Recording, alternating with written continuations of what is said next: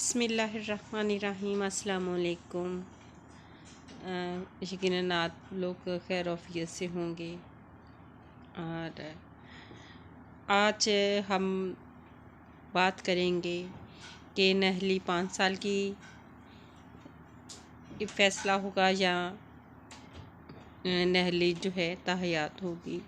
फ़ैसला महफूज हो गया है और फ़ैसला देखें क्या आता है, 5 साल नहली या ताहयात नहली। और जो मुझे जहाँ तक पूरा यकीन है कि नहली जो है वो 5 साल के लिए का फ़ैसला आएगा। चीफ़ जस्टिस फ़ाइज़ ईसा काज़ी साहब ने जो है 7 रुकनी बेंच की सरबराही की और 4 समातों में ये फ़ैसला महफूज कर लिया गया।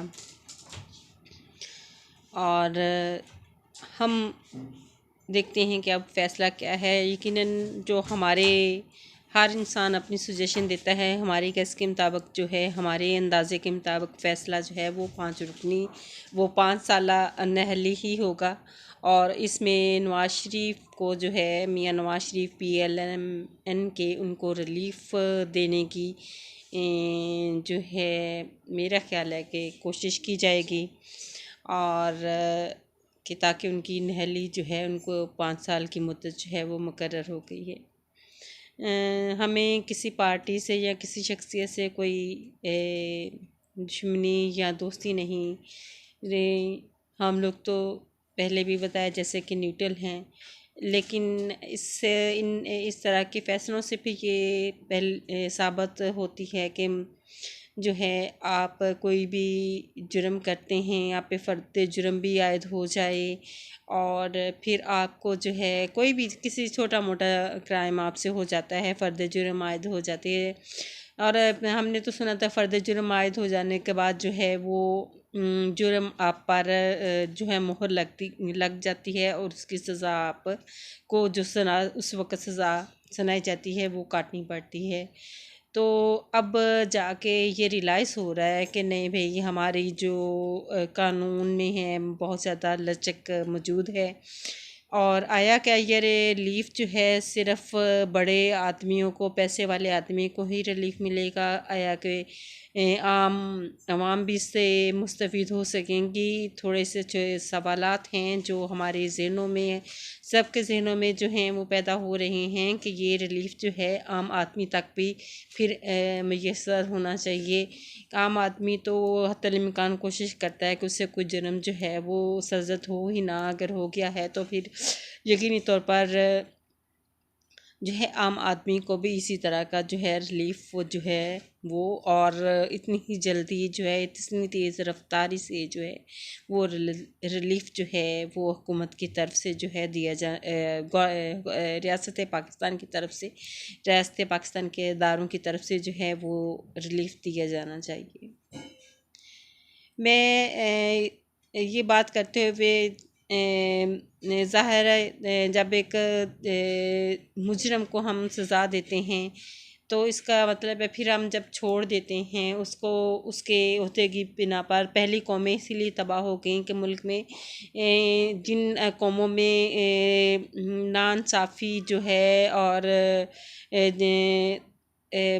बढ़ गई तो वो कौमें जो हैं इसी बिना पर जो हैं तबाह व बर्बाद हो गई।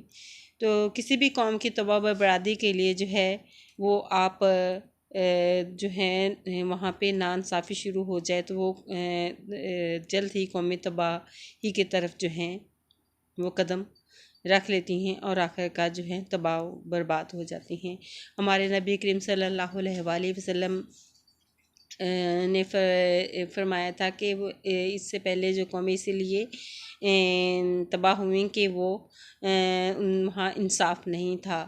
और जहाँ पे इंसाफ ना हो, कानून ना हो, और वो कौमें फिर इसी तरह से जो हैं वो अपनी तबाही की मनाजिल जो है तेज़ रफ्तारी के साथ जो है वो तय करती हैं।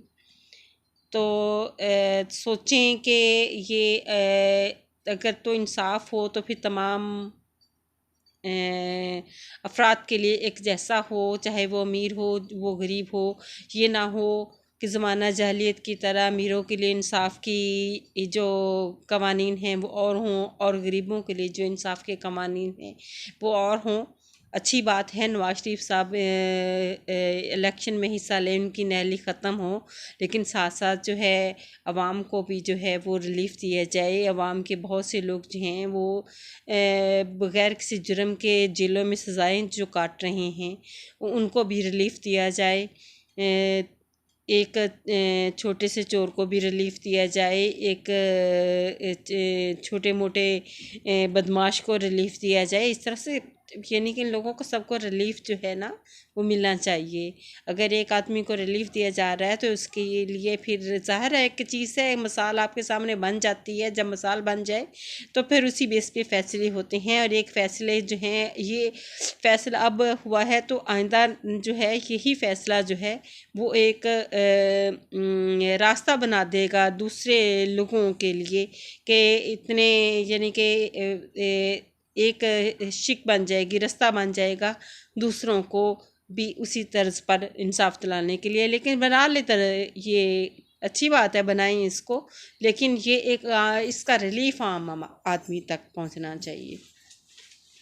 और कोई बात नहीं, छोटी मोटी चोरियां जो हैं ये कोई माने नहीं रखती हैं, जैसे मर्ज़ी हैं वो कर ली जाएं। हम आवाम को धोखा दे लें, आवाम के पैसे लूट लें, आवाम के टैक्सेस के पैसे जो हैं वो चोरी कर लिए जाएं, कोई नहीं, आवाम फिर से कमाएगी, फिर इकट्ठा करेगी।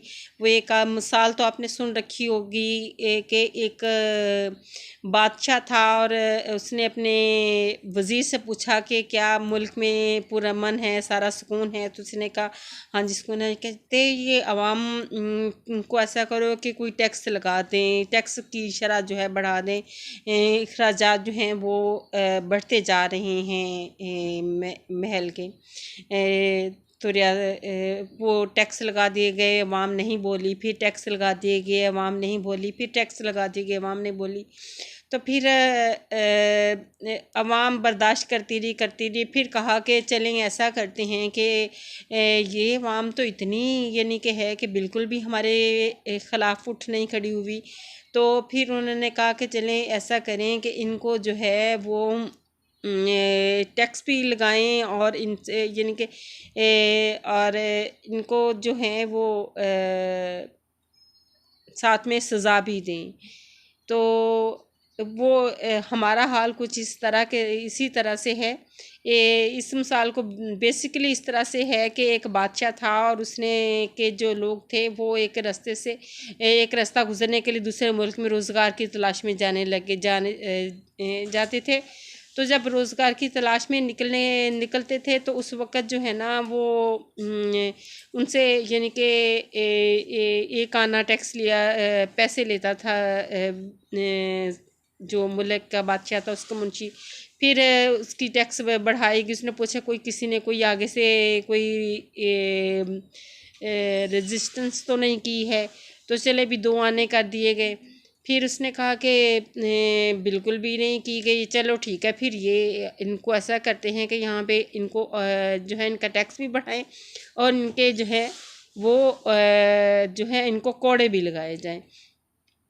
तो अवाम फिर भी उसके ख़िलाफ़ उठ खड़ी नहीं हुई, बल्कि अवाम कहने लगी कि उठ के जो आखिर वाला आदमी कहता था कि ज़रा जल्दी से कोड़े लगा लें ताकि हम टाइम पे अपने जो है काम पे पहुंच सकें। हम काम पे नहीं पहुंच सकते। ये वाला हाल हमारी अवाम का है। हमारी अवाम बिल्कुल भी नहीं सोच रही कि हमारे साथ ज़्यादती किस तरह से हो रही हैं और हमें अपने हक और हकूक़ जो हैं वो किस तरह से लेने हैं।